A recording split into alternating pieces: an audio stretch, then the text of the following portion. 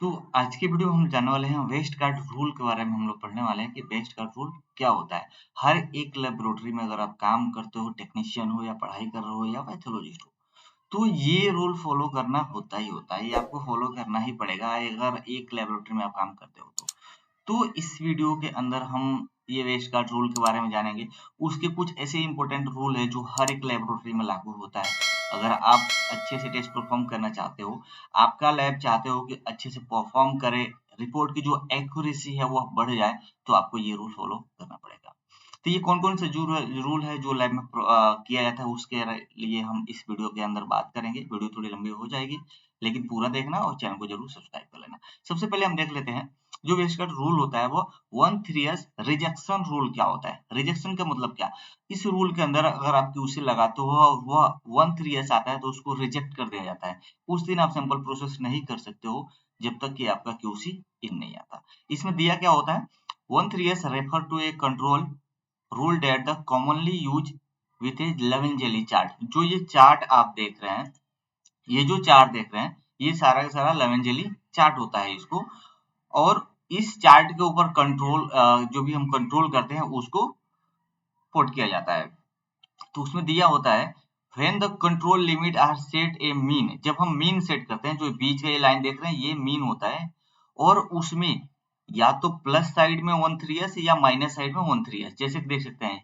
जैसे कि ये मीन हो गया तो वहां से 1s 2s और 3s, इस लाइन से बाहर अगर जाता है कंट्रोल तो 1-3s होता है, चाहे नीचे के साइड में आए या ऊपर के साइड में जाए। तो a run is reject when a single control measurement इजेक्ट mean +3s or then -3s control limit. तो चाहे वो नीचे एक साइड में यानी कि प्लस के साइड में आए या माइनस के साइड में आए, तो हमें उसको रिजेक्ट रूल बोला जाता है। और उस दिन हमको क्यूसी फिर से लगाना पड़ता है जब तक कि आपका जो आपका क्यूसी का जो वैल्यू है वह इस वैल्यू के अंदर नहीं आ जाता।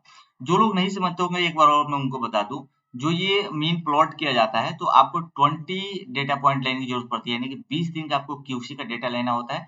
और 20 दिन का एक मीन निकाला जाता है जो कि ये सेंटर में मीन पॉइंट डाला जाता है, और वहां से फॉर्मूले के द्वारा +1s यानी कि 1s 2s और 3s यहाँ पे प्लॉट किया जाता है। यानी कि एक जो सेलेक्टेड जो वैल्यू होता है वो वैल्यू आइडेंटिफाई किया जाता है। उस वैल्यू से बढ़ के अगर आपका रिजल्ट आता है तो मतलब कि आपके मशीन में कोई ना कोई प्रॉब्लम है। अगर उस दिन आप सिंपल प्रोसेस करते हो तो आपका जो रिजल्ट होगा वो 100% नहीं आता है एक्यूरेट, उसमें गड़बड़ जरूर माना जाता है। तो इसलिए आपको ये रूल फॉलो किया जाता है कि आपको जो रिजल्ट की एक्यूरेसी है वो बढ़ जाए अगर इसके थ्रू आप काम करते हो तो चलिए, ये तो पहला था कि 1-3s रिजेक्शन रूल क्या होता है। नेक्स्ट हम रूल जान लेते हैं 1-2s वार्निंग रूल।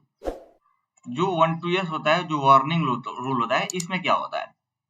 इसमें आप देखोगे सेम उसी तरह मीन होता है। मीन के बाद से सारे डेटा पॉइंट प्लॉट किया जाता है, लेकिन इसको जब हम रन करते हैं 1-2s refer to the control run is a commonly use randomly chart when the control limit are set they mean +2s या -2s। it is original waistguard multi QC procedure. This rule is use a warning rule to trigger carefully infection on the control data by the following rejection rule.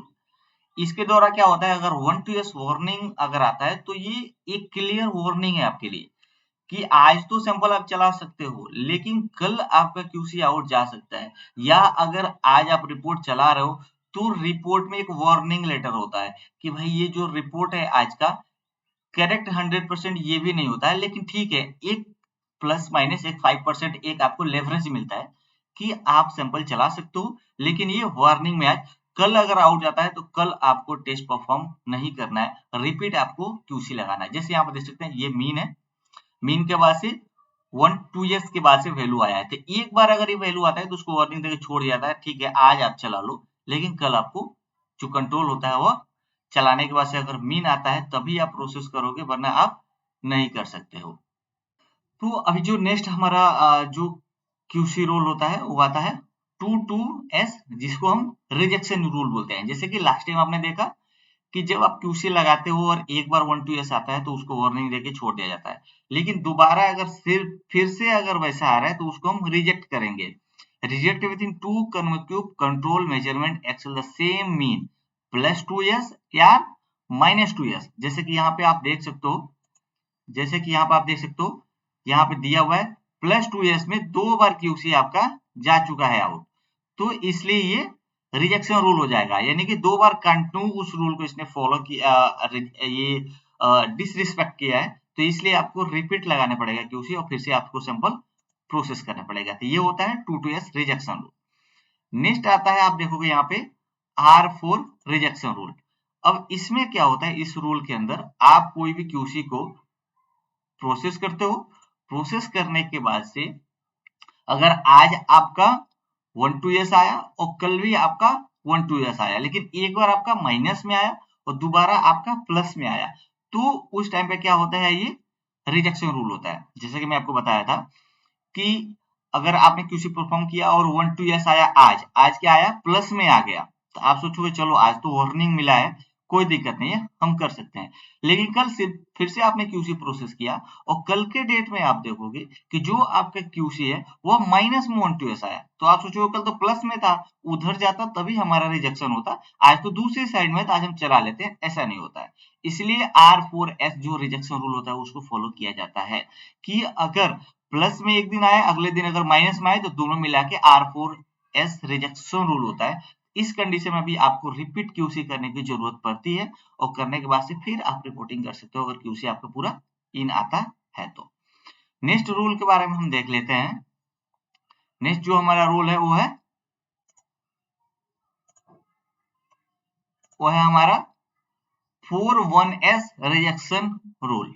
अब 4-1S rejection rule क्या होता है कि आपने QC चलाया, लेकिन 4 दिनों तक या 4 टाइम आपने जब तक QC चलाया तब तक आपने देखा किसी मीन के एक ही साइड में कंटिन्यू 1S के अंदर आपका जो रिजल्ट है वो आ रहा है। जैसे कि यहाँ पर आप देख सकते हैं, ये कंटिन्यू, ये जो हमारा मीन है, मीन प्लॉट किया गया और देख सकते हैं एक ही साइड में 1S में कंटिन्यू आपका जो वैल्यू है वो 4 दिनों तक एक ही साइड में आ रहा है, मतलब इसमें भी प्रॉब्लम है।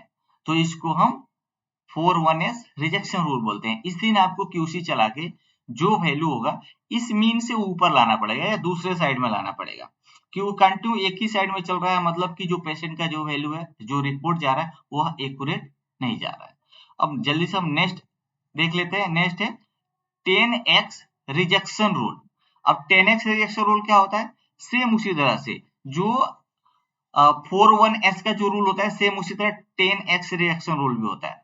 इसमें क्या होता है, आप देखोगे 10 टाइम आपने QC चलाया, यानी कि 10 दिनों से जो आपकी QC है मीन की एक ही साइड में प्लॉट हो रहा है और 1S के अंदर, तो मतलब इसमें क्या होता है, कुछ ना कुछ तो प्रॉब्लम है आपके QC के अंदर, सेम ही जगह पे क्यों वैल्यू बार बार आ रही है, यानी कि सेम रिजल्ट आ रहा है, यानी कि कहीं ना कहीं आपके QC में कुछ ना कुछ प्रॉब्लम है, तो उसको आपको आइडेंटिफाई करना होता है अगर एक ही साइड में आ रहा है तो इसको भी हम बोलते हैं 10x रिजेक्शन रूल बोलते हैं। तो टोटल ये जो जितने मैंने आपको रूल बताया जो भी QC का, ये एक लेबोरेटरी में, एक अच्छे लेबोरेटरी में अगर आपके रिपोर्ट का आप एक्यूरेसी बढ़ाना चाहते हो तो आपको ये रूल फॉलो करना ही पड़ेगा। अगर ये रूल आप फॉलो करते हो तो आपके रिपोर्ट की जो एक्यूरेसी होता है वो बढ़ जाएगा, जो पेशेंट का रिपोर्ट जाएगा वो बहुत ही ज्यादा रिलायबल जाएगा। तो आपको इस तरह से देखना होता है। अगर डाउट होगा आपको कि जो LJ प्लॉट होता है, कैसे LJ चार्ट कैसे हम प्लॉट किया जाता है, LJ चार्ट कैसे हम पढ़ते हैं, अगर कमेंट करते हो आप लोग तो मैं जरूर एक वीडियो इसके ऊपर बना दूंगा आप लोगों के लिए कि कैसे हम LJ को देखते हैं। तब तक के लिए चैनल को सब्सक्राइब नहीं किया जरूर सब्सक्राइब करना और इस वीडियो को एक दोस्तों के साथ जरूर शेयर करना, उनके लिए भी एक काफी ज्यादा इंफॉर्मेटिव वीडियो हो सकती है।